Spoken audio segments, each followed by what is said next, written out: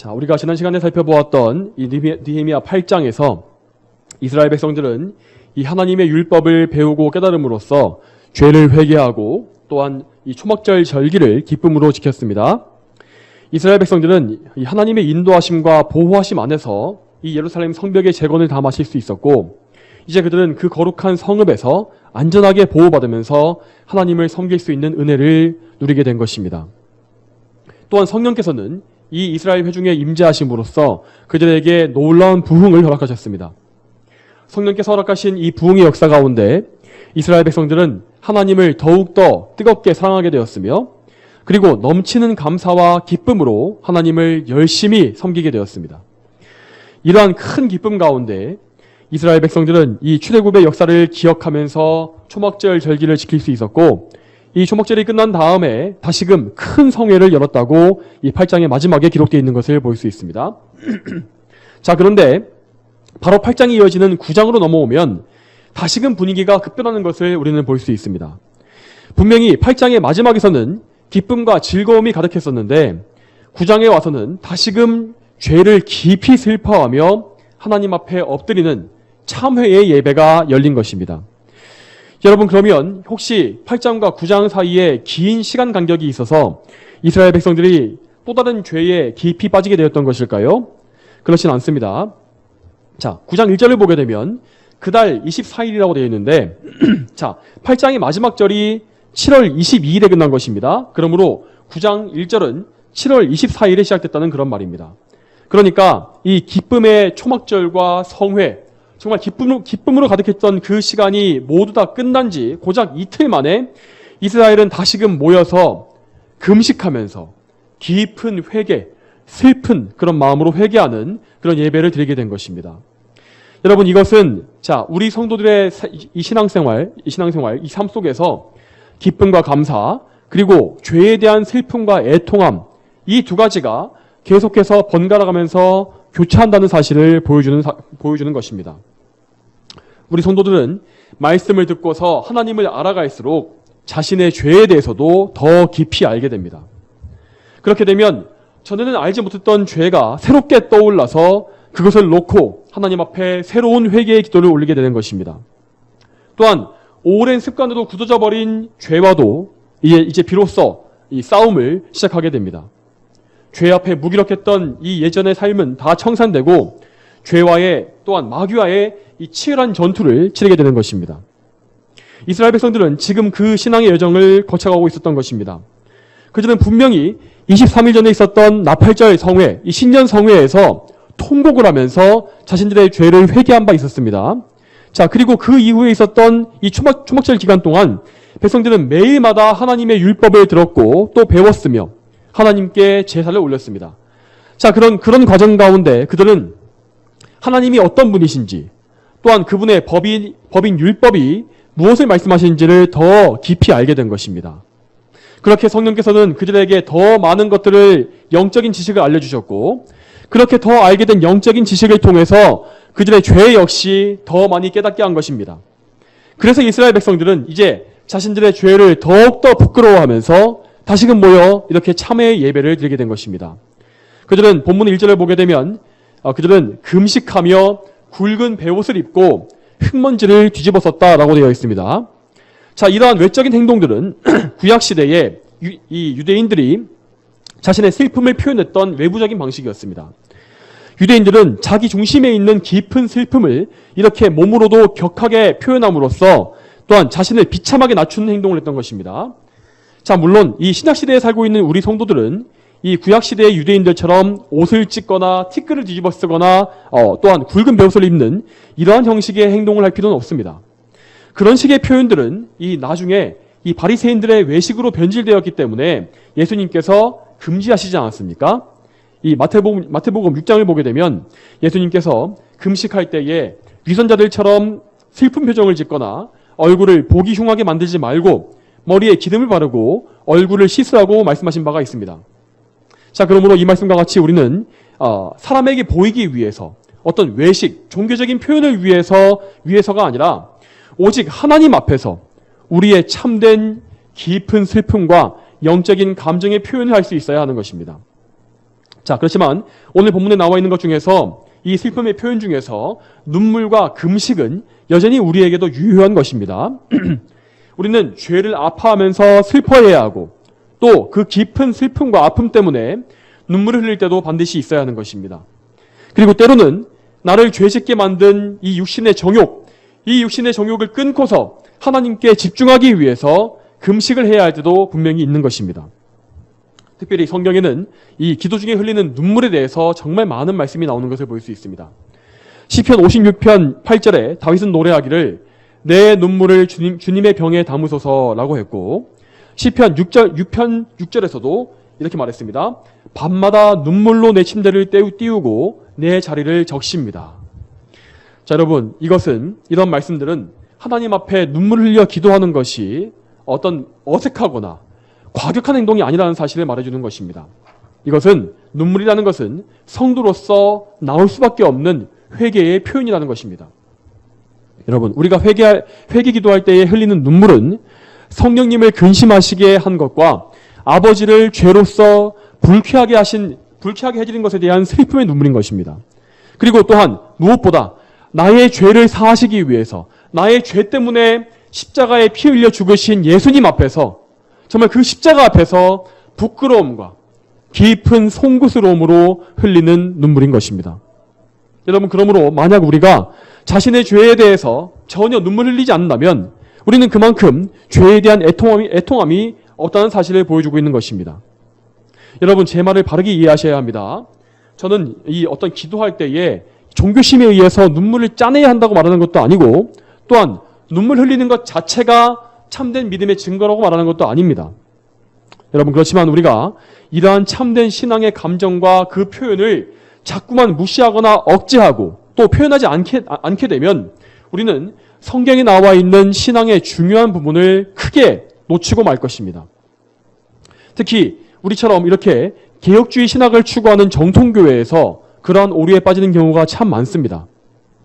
우리는 은사주의나 열광주의적인 신앙 형태를 경계하다 보니 오히려 역으로 차갑고 냉랭하며 무미건조한 신앙으로 흘러가기가 쉬운 것입니다. 저 역시 목회자이지만 그렇게 될 때가 너무나 많고 자꾸만 머리로만 신앙생활을 하려고 할 때가 너무나 많습니다. 그렇지만 우리의 신앙은 우리의 머리뿐만 아니라 우리의 지성, 그리고 감정, 의지, 즉 우리의 전 인격을 다 총동원해서 하나님을 섬기는 것입니다. 우리는 하나님 앞에 우리의 마음을 다 쏟아놓아야 합니다. 기도할 때는 우리의 지식뿐만 아니라 지식을 총동원할 뿐만 아니라 우리의 감정 역시 모두 다 동원해서 우리의 정말 모든 마음을 다해 힘써서 기도해야 하는 것입니다. 그러므로 여러분의 지성과 감정과 의지, 인격의 전 영역이 모두 하나님 앞에 다 집중되고 그렇게 함으로써 그분 앞에 회개와 애통함을 표현하도록 하시기 바랍니다. 그것이 바로 하나님과 인격적으로 교제하는 참된 신앙이기 때문입니다. 자, 이제 이어서 본문의 2절 말씀을 보겠습니다. 이 2절 말씀은 이스라엘 백성들이 참되게 회개했음을 알 수 있는 사실들, 회개의 열매들이 기록되어 있습니다. 자, 먼저 그들은 모든 이방 자손들과의 관계를 끊었다고 기록되어 있습니다. 자, 여기에서 이스라엘 자손들이 관계를 끊은 이방인들이 어떤 사람들이냐에 대한 해석은 이 신학자들마다 여러 갈래로 나뉩니다. 어떤 학자들은 이 구절을 이방인들과의 이 통혼, 결혼 관계를 끊고 이혼한 것으로 보기도 합니다. 하지만 이런 것은 조금 무리한 해석인 것 같습니다. 왜냐하면 이들이 이렇게 며칠 만에, 정말 짧은 기간 만에 혼인을 끊어버리고 자녀들과 아내를 다 내보낸다는 것은 사실상 불가능하기 때문입니다. 따라서 이 구절에 대한 가장 자연스러운 해석은 이스라엘 백성들이 평소 친구로 지냈거나 아니면 사업상의 동료로 지내왔던 이방인들과 관계를 끊었다는 것을 의미하는 것입니다. 자, 이스라엘 백성들은 이 예루살렘이 황폐했던 시절, 그러니까 성벽이 다 무너져 있고 어떤 예루살렘의 그런 경계가 없었던 그런 시절에 이방 민족과의 확실한 구분이 없이 그 이방 문화에 많이 젖어 있었을 것임이 분명합니다. 더군다나 이 제사장들이나 레위인들을 비롯해 백성의 지도자들 중에서 다수가 사마리아인들과 아주 친밀한 관계를 가지고 있었다는 사실을 미루어 볼 때에 대다수의 일반 백성들이 이방인들의 영향을 얼마나 많이 받고 있었을지는 불보듯이 뻔한 일입니다. 그렇지만 이제 성령께서 회개의 마음을 그들에게 부어주시자 그들은 이제까지 너무나 당연하게 여겨왔던 이방 문화와 또한 이방 친구들과의 교제를 죄로 여기게 되었습니다. 하나님의 백성은 모두 다 하나님께 속한 자이기 때문에 그들의 생활 역시 하나님의 법에 따라 거룩해야 했습니다. 반면 이방인들의 문화는 모두 다 우상숭배 종교와 범벅이 되어 있는 더러운 문화였기 때문에 그런 것들을 받아들이고 즐긴다는 것은 이스라엘에 도저히 용납될 수가 없었습니다. 이제 이스라엘 백성들은 하나님의 말씀과 영적인 지각을 통해서 그 사실을 알게 된 것입니다. 그래서 그들은 단호하게 이방인들과의 교제를 끊어버렸습니다. 여러분, 이처럼 참된 회개에는 즉각적으로 죄에서 돌이키는 그런 반응이 나와야 하는 것입니다. 만일 우리가 회개 기도를 분명히 했음에도 불구하고 우리가 죄에 끊기를 망설이거나 혹은 기도한 직후에 얼마 되지 않아 곧바로 돌아서서 똑같은 죄를 짓게 된다면 절대 우리는 바르게 회개 기도를 한 것이 아닙니다. 여러분, 또 이제 이어서 이 절의 후반부를 또 보겠습니다. 여기 어떻게 되어 있냐면, 자, 서서 자기들의 죄와 자기 조상들의 허물을 자백하였다라고 되어 있습니다. 자, 이제 그들은 자기들뿐만 아니라 자기의 죄뿐만 아니라 자기의 조상과 이스라엘 민족 전체의 죄까지 더 깊이 깨닫고 회개하게 된 것입니다. 자, 물론 그들은 이제까지 살면서도 이 자기 조상들의 죄에 대해서 들어보아서 알고 있었을 것입니다. 옛적에 이스라엘 왕국이 어떻게 남북으로 나뉘게 되었는지에 대해서 말씀을 들었을 것이고, 또 나중에는 북이스라엘 왕국이 어떻게 멸망했고, 또 남유다 왕국도 역시 바빌로니아의 침략을 받고 포로로 끌려간 그 사실에 대해서 왜 그랬는지를 그들은 다 알고 있었을 것입니다. 분명히 그들은 자기의 조상들이 우상을 숭배하고 이방인들과 섞여 살다가 심판을 받게 되었다는 그 이야기를 다 들어서 알고 있었을 것입니다. 여러분, 그렇지만 이것을 단지 역사적인 지식을 통해서만 아는 것과 그 죄를 실제로 깨닫는 것은 완전히 다른 것입니다. 지금 이스라엘 백성들은 성령님의 역사를 통해서 죄를 자각함으로써 그 조상들이 자기 죄로 인해서 마땅히 받아야 할 심판을 받았음을 인정하게 되었습니다. 그들이 받은 심판은 너무나 정당했으며 오히려 그 죄로 인해서 이스라엘을 멸망시키신 것이 아니라 보존해 주신 하나님의 은혜가 너무나 놀라웠다는 사실을 그들은 알게 된 것입니다. 그리고 그들은 현재 자신들에게도 그들의 조상들과 똑같은 죄가 있다는 사실을 알게 되었습니다. 그들은 정말 그들의 조상들의 죄에 대해서 들었음에도 불구하고 그 죄를 그들과 똑같이 짓고 있었던 것입니다. 여러분, 저는 지금 이 어떤 가계의 죄가 대물림된다는 식의 이단적인 교리를 말씀드리는 것이 아닙니다. 이 말씀은 이 부모가 자식에게 죄를 가르침으로써, 죄를 보여줌으로써 학습되어 대물림되는 죄의 악습을 말하는 것입니다. 이 이스라엘 백성들은 조상 대대로 자신의 부모에게서 악한 습관을 보고 배워왔기 때문에 여전히 우상을 사랑하고 이방 민족들과 통혼하며 교제하는 그런 악한 죄를 가지고 있었던 것입니다. 그렇지만 그들이 섬겼던 우상은 그들에게 유익을 준 것이 아니라 오직 파멸과 비참함만을 가져왔습니다. 그래서 이제 이스라엘 백성들은 교만한 선민의식을 버리고 자신의 비참한 처지를, 그 주제를 똑바로 알게 된 것입니다. 그리고 자기들도 이제 죄를 끊지 않고서 조상들과 똑같은 죄를 계속해서 짓게 된다면 하나님 앞에 쫓겨나게 될 것이라는 사실도 그들은 알게 되었습니다.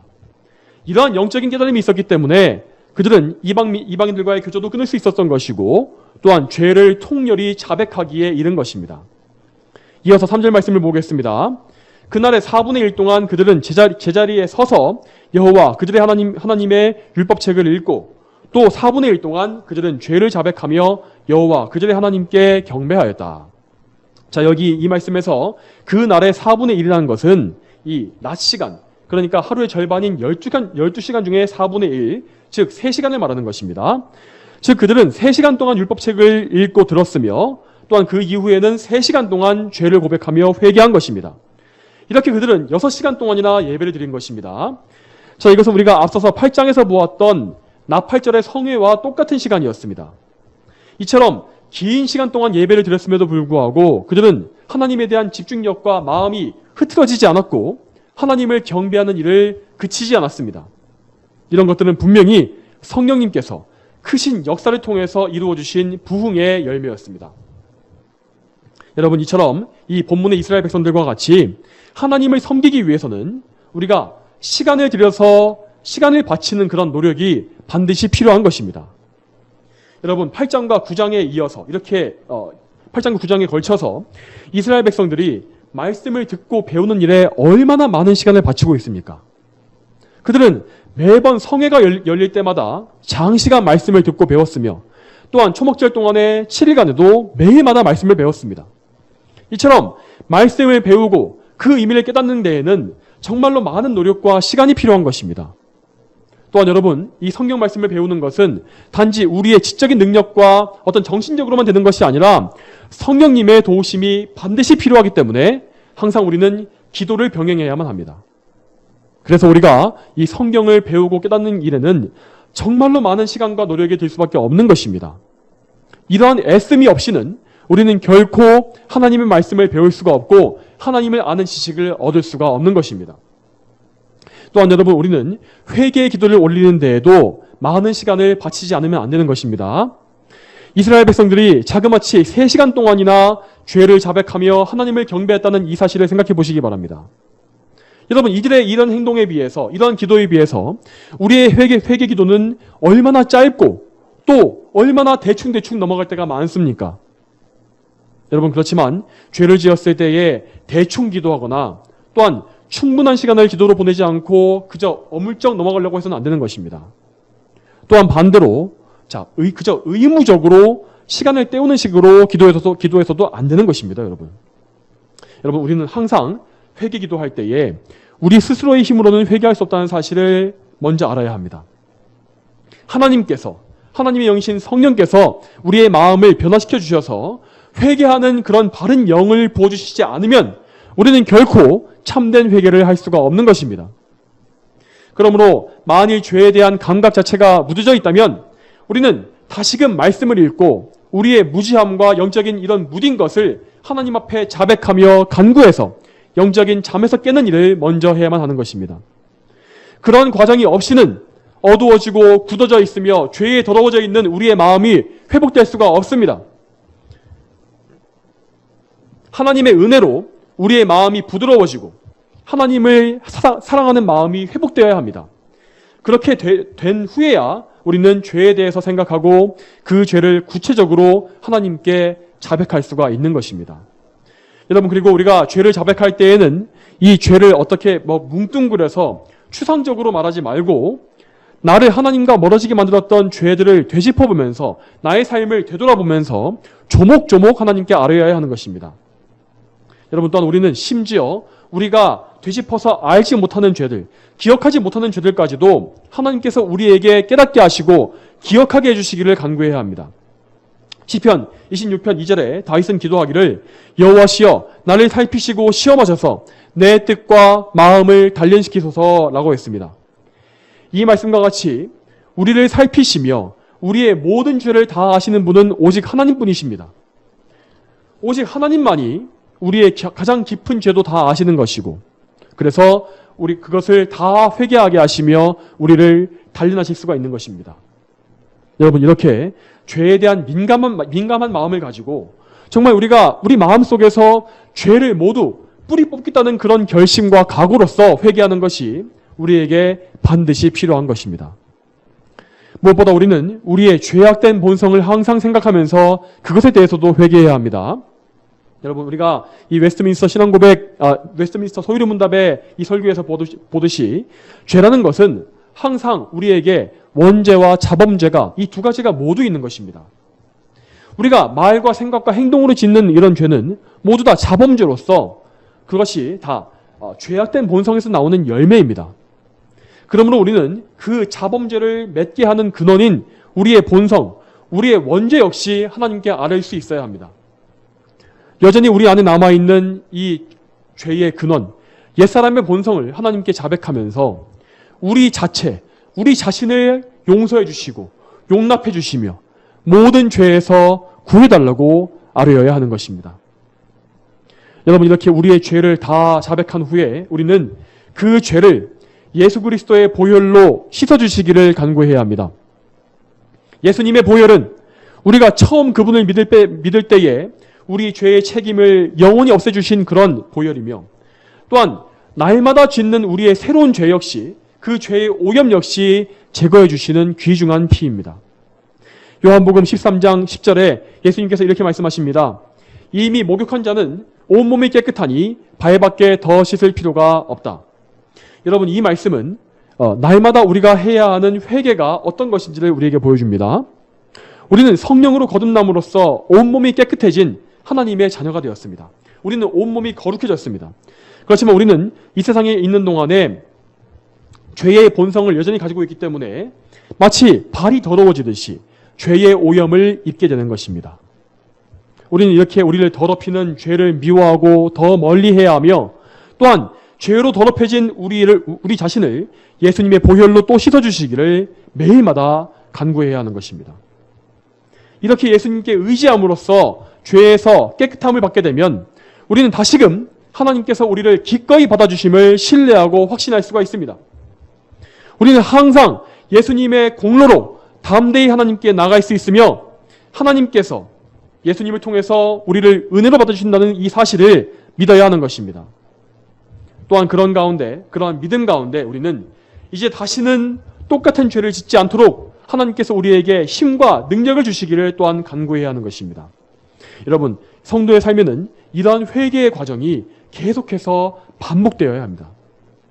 이제 4절과 5절 말씀을 이어서 보겠습니다. 자, 그때에 예수아와 바니와 감미엘과 스바냐와 분니와 세레비아와 바니와 그나니가 레위 사람이 서는 단 위에 올라서서 여호와 그들의 하나님께 큰 소리로 부르짖었다. 또 레위 사람 예수아와 감미엘과 바니와 하삼리야와 세레비아와 호다야와 스바냐와 브다히야가 외쳤다. 너희는 일어나서 여호와 너희 하나님을 영원부터 영원까지 찬양하여라. 주님의 영화로운 이름을 송축할 것이니 주께서는 모든 송축과 찬양 가운데 높임을 받으소서. 자, 오늘 본문의 마지막 이 두 구절에서는 레위인들로 구성되어 있는 사역자들이 나와서 하나님을 경배하는 말씀을 선포하고 있습니다. 자, 그리고 이렇게 하나님을 경배하며 찬양한 후에 이들은 6절부터 37절까지에 이어지는 이 긴 기도에서 아주 구체적으로 회개의 기도를 올리고 있는 것을 볼 수 있습니다. 그들은 이 긴 회개의 기도에서 이스라엘의 역사를 이 아브라함 때부터 처음부터 짚어가면서 하나님께서 이스라엘에게 베푸신 은혜가 얼마나 크신지를 선포하고, 또한 그 은혜에 반해서 이스라엘이 하나님께 지었던 죄들이 얼마나 흉악하고 배은만덕한 것인지를 고백하고 있습니다. 그리고 그 다음에는 다시금 그들에게 긍휼을 베풀어 주시고 그들의 처지를 살피시며 그들의 모든 악한 처지에서 구원을 달라는 기도를 올리는 것으로 기도를 마치는 것을 볼 수 있습니다. 자, 그들의 기도는 이렇게 5절 중반에서부터 시작되는 것을 볼 수 있는데, 이 기도의 구체적인 내용에 대해서는 다음 주에 살펴보도록 하고, 오늘은 이 공개적인 회개의 기도에 대해서 먼저 생각해 보도록 하겠습니다. 자, 본문을 보게 되면 레위인 사역자들이 회중 앞에 나와서 이 공개적으로 드린 기도, 그러니까 공개적으로 죄를 고백하며 회개한 기도는 다른 것이 아니라 모두 다 이스라엘 민족 전체의 공적인 죄에 대한 것이었음을 알 수 있습니다. 이처럼 집단적이고 공개적인 범죄에 대해서 우리는 공개적으로 죄를 고백하고 하나님 앞에 회개해야 할 때가 있는 것입니다.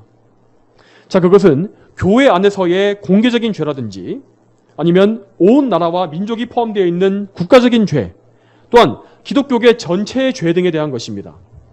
이렇게 한 집단, 공동체 전체의 만인에 있는 죄에 대해서는 공개적으로 회중 앞에 선포하고 하나님께 회개 기도를 올리는 방법을 취할 수가 있는 것입니다. 그리고 이렇게 함으로써 우리는 그 기도를 듣는 모든 사람들이 그 죄의 심각성에 대해서 더 깊이 인식하고서 하나님 앞에 자신을 돌아보며 다 같이 회개할 것을 촉구할 수가 있는 것입니다. 여러분, 그렇지만 반대로 우리는 결단코 어떤 개인적인 죄에 대해서 공개적인 회개를 해서는 안 될 것입니다. 성경 어디에도 그러한 기도의 예는 없으며 개인의 죄를 남에게 고백하는 것은 대단히 비성경적이고 적그리스도적인 행태에 불과한 것입니다. 그런데 요즘은 이 예배나 집회에서 공개적으로 죄 고백을 하는 교회나 선교단체 등이 있는 것으로 알고 있습니다. 그들은 보통 야고보서 5장 16절에 나와 있는 말씀을 근거로 해서 그런 일을 정당화하고 있는데 그 말씀은 이렇습니다. 그러므로 서로 죄를 고백하며 병 낫기를 위해서 서로 간구하여라. 의인의 간구는 역사하는 힘이 많다. 자, 서로 죄를 고백하며 라고 되어 있죠. 자, 그렇지만 이 말씀 앞에 나와 있는 병든 자를 위해 드리는 기도와 이어지는 것이기 때문에 이 전체 맥락 안에서 이해해야 하는 것입니다. 이 말씀은 교회 안에 어떤 병든 자가 있을 때에 장로, 즉 목회자들을 청해서 기도를 부탁하는 상황을 보여주고 있습니다. 즉, 이 말씀은 병든 신자 자신이 자기가 죄를 지어서 병을 얻게 되었다고 깨닫게 된다면 그 병의 원인인 죄를 목회자에게 고함으로써 그 죄를 위해서 부디 기도해달라고 부탁해야 한다는 그런 의미인 것입니다. 이것은 당연히 병자 자신의 개인적인 회개를 전제로 하는 것이고 또한 연약한 죄인을 위해서 기도해 주는 것, 그의 죄를 위해서도 기도해 주는 것이 사역자의 의무임을 보여주는 말씀입니다. 당연히 야고보서 말씀에서 서로 죄를 고백하라 라고 기록된 것은 어떤 공개적인 죄의 고백을 말하는 것이 아닙니다. 여러분, 죄는 항상 하나님께 개인적으로 가서 고백해야 하는 것입니다. 만일 우리의 죄가 이 남에게 피해를 끼친 것이라면 그 죄를 그 당사자, 피해를 입은 당사자에게만 가서 사죄하고 용서받으며 적절한 보상을 하면 이제 그러면 되는 것입니다. 자, 그렇지만 그런 죄 역시 당사자 사이에서만 사죄하고 용서해 줘야 하는 문제인 것이지 그것을 어떤 공개적으로 떠벌리거나 알려서는 안 되는 것입니다. 또한 여러분, 궁극적으로 모든 죄는 다 하나님께 지은 죄임을 여러분 반드시 아셔야 합니다. 자, 사람에게 지은 죄라 할지라도 그것은 역시 하나님께 지은 죄인 것입니다. 시편 51편 말씀에서 다윗은 정말로 통렬한 회개의 기도를 올리고 있는데 그때 그는 밧세바와의 간음과 우리아를 살인 교사한 죄를 지은 상태였습니다. 여러분, 그때 다윗은 분명히 밧세바와 우리아라는 그런 사람에게 큰 잘못을 저질렀음에도 불구하고 이렇게 말합니다. 시편 51편 4절에 내가 주께만 죄를 지었으며 주님 보시기에 악을 행하였으므로. 자, 이 말은 그가 다른 사람에게 잘못한 것이 없다는 말이 아닙니다. 그는 분명히 사람에게 잘못을 저질렀습니다. 사람에게 죄를 지었습니다. 하지만 궁극적으로 모든 죄는 다 하나님 앞에서 하나님의 공의에 대해서 도전하는 죄임을 그는 알고 있었던 것입니다. 그래서 그는 개인적으로 기도의 골방에 들어가서 하나님 앞에 엎드린 것이고 그때에 이렇게 깊고 철저한 회개의 기도를 올린 것입니다. 여러분, 그러므로 우리는 그 어떠한 죄도 공개적으로 고백하는 일을 해서는 안 될 것입니다. 이러한 공개적인 죄 고백이 정말 어떤 대단히 경건하거나 감동적인 간증으로 묘사되기도 합니다. 하지만 그것은 죄를 용서하시는 유일한 분이신 하나님을 멸시하는 대단히 큰 죄임을 우리는 반드시 알아야 하는 것입니다. 공개적인 죄 고백은 좋은 열매를 맺는 것이 아니라 오히려 그것을 듣는 다른 사람들을 넘어뜨리고 그들을 죄로 유혹하고 또한 나에 대해서도 거리끼도록 만드는 그런 올무를 놓는 대단히 위험한 일입니다. 이와 같은 원리에서 로마 가톨릭에서 행하는 고해성사 제도 역시 대단히 비성경적이고 사악한 적그리스도의 제도라고 할 수 있습니다. 이 천주교인들은 이 고해성사를 그들의 7성사 중에 하나로 편입시켜서 이 고해성사를 하지 않으면 구원받을 수 없다고 주장하고 있습니다. 그래서 천주교도들은 일생 동안 정말 반복해서 자기의 죄를 신부에게 가서 고백하는 이런 짓을 계속해서 하는데 이것 때문에 생겨나고 있는 문제가 정말로 많습니다.